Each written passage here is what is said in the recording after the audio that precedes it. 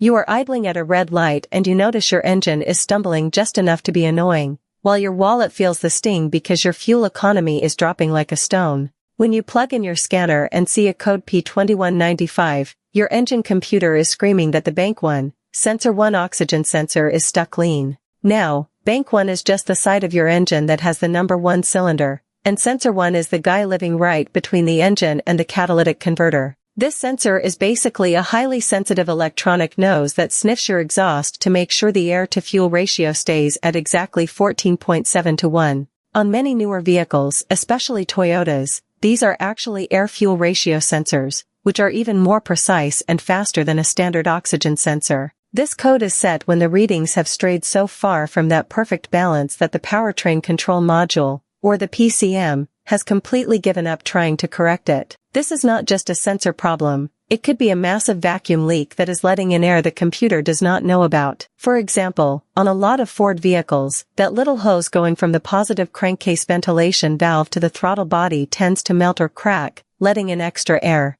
You can play detective by carefully spraying some carburetor cleaner around the vacuum lines while the engine is running. If the RPM jumps, you found your leak. Just be sure to have a fire extinguisher nearby because that spray is flammable. But do not just assume it is a leak. It could be a failing fuel injector or even a bad fuel pump starving the engine for juice. If you are on a budget and have a V6 or a V8, try swapping the sensors from one bank to the other. If the code follows the sensor to the other side, you know for a fact the sensor itself is toasted. If the code stays on bank 1, you are hunting a mechanical issue like a leak or a bad injector. Just a heads up, do not cheap out on those aftermarket sensors. Go for the original equipment brand because these sensors need to be incredibly accurate, or you will be back under the hood in a week. Cleaning the mass airflow sensor while you are in there is also a great idea, as a dirty sensor can easily trick the computer into thinking the engine is running lean when it actually is not.